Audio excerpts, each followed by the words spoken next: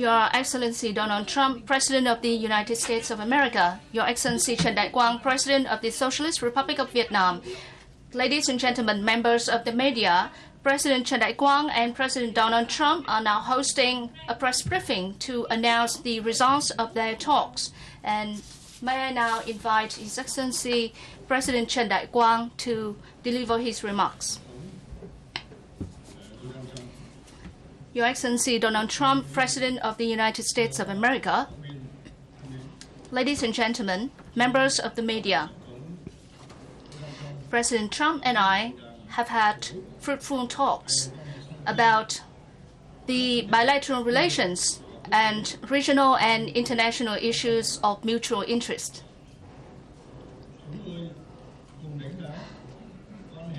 We both share the views that the bilateral relations have scored substantial results over the years, delivering enormous benefits to the people of both countries. During President Trump's state visit to Vietnam, Vietnam and the United States issued a joint statement pledging to further deepen the Vietnam-United States Comprehensive Partnership on the basis of mutual respect for each other's independence, sovereignty, territorial integrity, and political systems. Within the visit's framework, the two sides reached important agreements on economy and trade. Addressing war legacy issues will receive higher priority, and we are committed to collaborate actively on this matter. Vietnam highly values the United States' decision to cooperate with Vietnam on dioxin cleanup at Bien Hoa Air Base after the two countries successfully concluded the dioxin cleanup project at Da Nang Airport. The President and I discussed regional and international issues of mutual interest. We agreed to strengthen our close coordination at regional and international forums to contribute to the maintenance of peace and stability in the region and the world at large. We also agreed on the importance of the ASEAN-United States strategic partnership. We believe that the development of Vietnam-US relations would not only benefit each country, but also contribute to strengthening ASEAN-US relations for peace, stability, cooperation, and development in the Asia-Pacific and the world. The President's state visit to Vietnam marks a milestone in Vietnam-US relations, creating strong momentum for the substantive and effective and stable development of the bilateral comprehensive partnership. I wish President Trump and members of the U.S. delegation a successful visit, and I hope that you will have good impressions of our country and our people. I sincerely thank Mr. President personally and the American people for the warm friendship towards our country and people, and I appreciate the great efforts to develop Vietnam-US bilateral relations. I would also like to thank all American and Vietnamese reporters who are here today. Thank you very much. Thank you, President Trần Đại Quang. May I now invite His Excellency Mr. Donald Trump, President of the United States, to deliver his remarks. Thank you very much, President Quang, and thank you for your tremendous hospitality during my first visit to Vietnam. It is a pleasure to be with you right here in Hanoi. On behalf of the entire American delegation, I want to thank the Vietnamese people for their warm welcome and to reaffirm the strong friendship and growing partnership between our two nations. Travelers from all around the world, including many Americans, come to Vietnam each year to admire your magnificent limestone mountains, cycle through your many winding hillsides, or swim in the majestic Ha Long Bay. Your nation's magnificence brings different people together from around the world in shared appreciation of the great beauty and splendor of your wonderful country.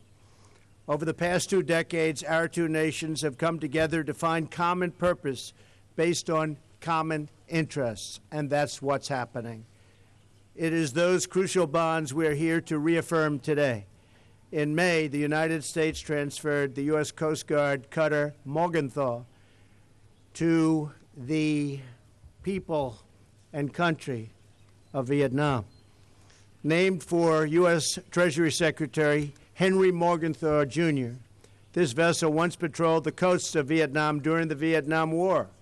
Today, the same American vessel, a gift between partners, is sailing the waters of the Pacific on its way to patrol these coasts for the people of Vietnam. This month, we mark Veterans Day in the United States, and out of war and conflict, we have achieved a deep friendship, partnership, and we have achieved peace. Bound by mutual respect and common experience, our veterans laid the foundation for that achievement between our nations. Our decades-long joint humanitarian efforts with the Vietnamese people and government to account for and recover personnel still missing, so important to us.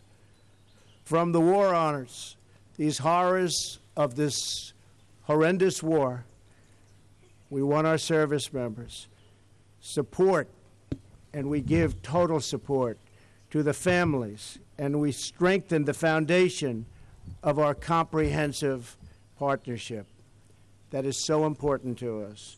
In the spirit of our friendship, I want to congratulate President Quang for hosting a very successful APEC leaders meeting this week in Da Nang. Congratulations, you did a fantastic job. Thank you.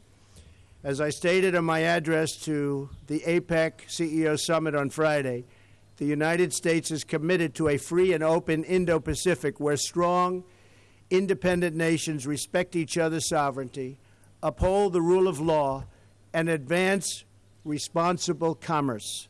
We want our partners in the Indo-Pacific to be proud and self-reliant, not proxies or satellites. We look forward to achieving a bilateral trade agreement with partners who abide by the principles of fair and reciprocal trade. Two very important words, fair and reciprocal. It hasn't been that way for the United States, almost at all. And we're changing that, and we're changing it rapidly. For trade to work, all countries must play by the rules. I am encouraged that Vietnam has recently become the fastest growing export market to the United States. Mr. President, I applaud your efforts to implement economic reforms and increase Vietnam's trade and investment in all directions. The United States is enthusiastic about reforms that promote economic prosperity for all Vietnamese citizens as we look to your growing middle class as a key market for American goods and services. We just had a great discussion about American goods and services coming in to Vietnam. Two-way street. I am confident that American energy, agriculture, financial services, aviation, digital commerce, and defense products are able to meet all of your many commercial needs, and in fact, not only meet them, but what we do is better than anybody else. Moving forward, I welcome Vietnam's commitment to eliminating trade barriers for U.S. agricultural products. It's very important. We must ensure that American farmers and all American companies, especially those in digital services and e-commerce, can compete on a level playing field. And we look forward to working with you to combat predatory and unfair trade practices in the region. On security issues, we continue to work with our Vietnamese partners and with partners across the region on a range of challenges, including maritime security, counterterrorism, human and drug trafficking, cybercrime, and disease prevention. Later today, I will travel to the Philippines, where I will discuss many of these issues at the U.S.-ASEAN Summit and the East Asia Summit. The ASEAN Summit is going to be something I think very, very special. I look forward to attending. We will also discuss the growing threat from North Korea. As I said in my speech to the Republic of Korea's National Assembly, all responsible nations must act now to ensure that North Korea's rogue regime stops threatening the world with unthinkable loss of life. Safety and security are goals that should unite all civilized nations. We want progress, not provocation. I mean, we have been provoked. The world has been provoked. We don't want that. We want stability, not chaos. And we want peace, not war. Mr. President, thank you for being such a gracious host during my time right here in Vietnam. I toured areas of Vietnam, and it is magnificent what's happening. Over the past 2 decades, our nations have continued to grow closer in advancing our shared interests. The history of our two nations reveals the possibilities for peace and progress in our world. Moving forward as partners, we will achieve great prosperity and success for the American people and for the Vietnamese people. I thank you very much. Thank you. Xin trân trọng cảm ơn. Thank you very much, President Donald Trump. And now the floor is open to your questions.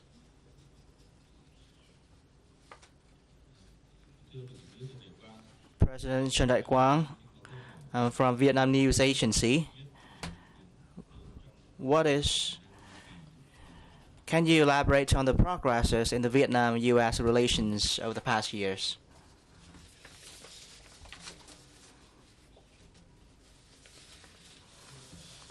Well, dear reporters, over the past years, the Vietnam-U.S. relations have made very strong progress in all areas, from politics, diplomacy, economy, trade, science and technology, health, humanitarian areas, and people-to-people exchange, and in particular, high-level contacts, meetings, and exchange of delegations on the basis of the comprehensive partnership have produced substantive and meaningful results. And among them, the visit to the United States by Prime Minister Nguyễn Xuân Phúc in May this year, and the state visit to Vietnam of Honorable President Donald Trump in the very first year of his term of office are the highlights. Meetings between leaders of Vietnam and the President during his visit are very useful, and the meetings give us the opportunity to understand each other better and to work together on areas of mutual interest. The substantive and effective growth of the comprehensive partnership between the two countries have been and will be delivering benefits to our two peoples and contributing to the maintenance of peace, stability, cooperation, and prosperity in the region and the world. Thank you.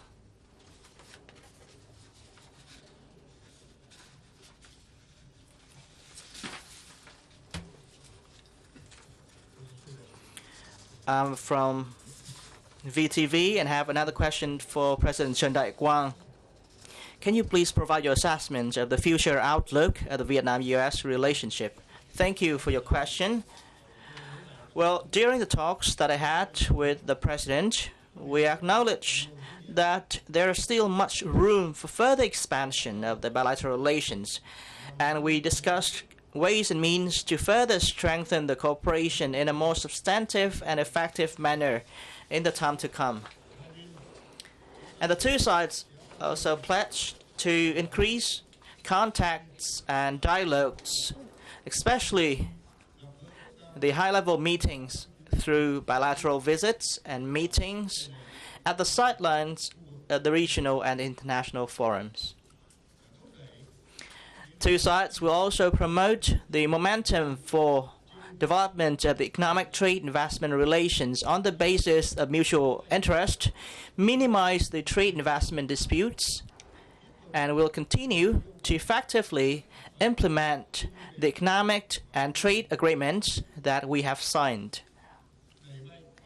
We'll also strengthen cooperation in science and technology, environment, climate change, humanitarian issues, human resources development, and expanding people-to-people exchange.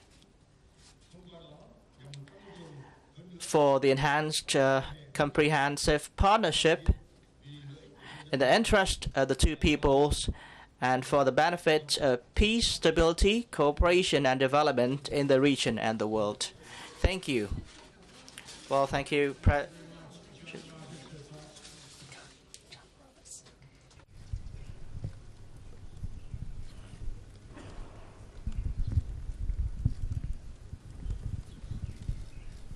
you, Mr. President. And if I could throw a little bit of a change up here, I'll ask both leaders a question as opposed to just one. Okay. Mr. President, to you, if we could first, on the way here to Hanoi from Da Nang, you talked about your meetings with Russian President Vladimir Putin yesterday, in which Yes. you said you received further assurances from him that he did not meddle in the U.S. election. That's true.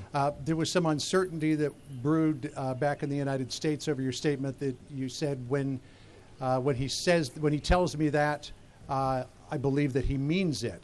That was taken in some circles, including Senator John McCain, to think that you believe that he is saying he did not interfere in the election. Could you once and for all, definitively, sir, yes or no, say whether or not you believe that President Putin and or Russia interfered in the election? What I said there, I'm surprised that there's any conflict on this. What I said there is that I believe he believes that, and that's very important for somebody to believe. I believe that he feels that he and Russia did not meddle in the election. As to whether I believe it or not, I'm with our agencies, especially as currently constituted with their leadership. I believe in our intel agencies, our intelligence agencies. I've worked with them very strongly. There weren't 17, as was previously reported. There were actually 4. But they were saying there were 17. There were actually 4. But as currently led by fine people, I believe very much in our intelligence agencies. Now, at the same time, I want to be able, because I think it's very important, to get along with Russia, to get along with China, to get along with Vietnam, to get along with lots of countries, because we have a lot of things we have to solve. And frankly, Russia and China in particular can help us with the North Korea problem, which is one of our truly great problems. So I'm not looking to stand and start arguing with somebody when there's reporters all around and cameras recording and seeing our conversation. I think it was very obvious to everybody. I believe that President Putin really feels, and he feels strongly, that he did not meddle in our election. What he believes is what he believes. What I believe is that we have to get to work, and I think everybody understood this that heard the answer. We have to get to work to solve Syria, to solve North Korea, to solve Ukraine, to solve terrorism. And, you know, people don't realize Russia's been very, very heavily sanctioned. They were sanctioned at a very high level, and that took place very recently. It's now time to get back to healing a world that is shattered and broken. Those are very important things. And I feel that having Russia in a friendly posture as opposed to always fighting with them is an asset to the world and an asset to our country, not a liability.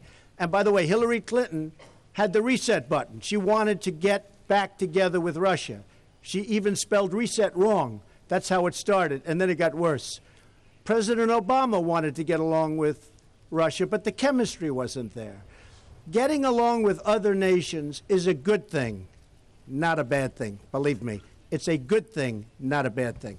Okay, second. President Quang, if I could ask a question of you, there are some people who believe that Vietnam could make an effective facilitator in bringing the United States and North Korea together to at least lay the groundwork potentially for negotiations. What do you believe Vietnam could bring to the table in that regard?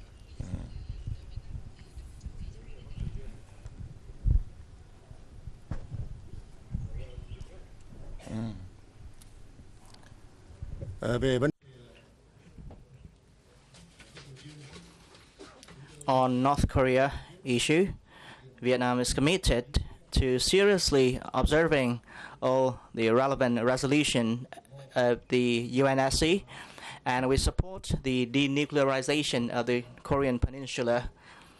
And we'll do our utmost and do whatever we can to contribute to the denuclearization of the Korean Peninsula. Thank you.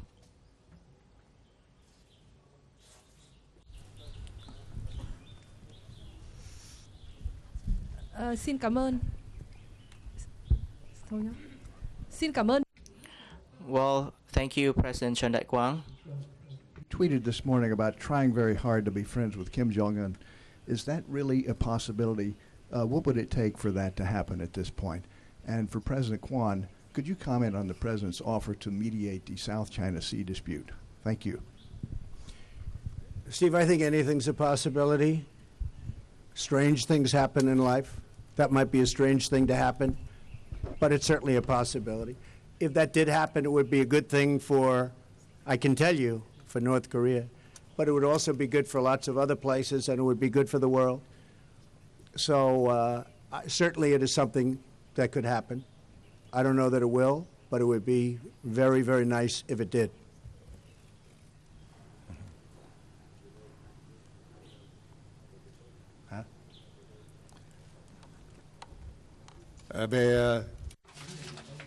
With regard to the South China Sea issue, I have shared my thoughts with President Donald Trump on the recent developments in this area, and it is our policy to settle disputes in the South China Sea through peaceful negotiations.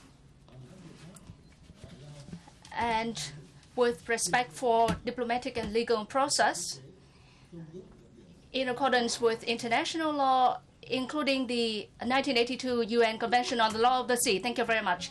Thank you, President Chun Dai-Quang and President Donald Trump. We have come to the end of the press briefing today. Thank you all very much for your participation.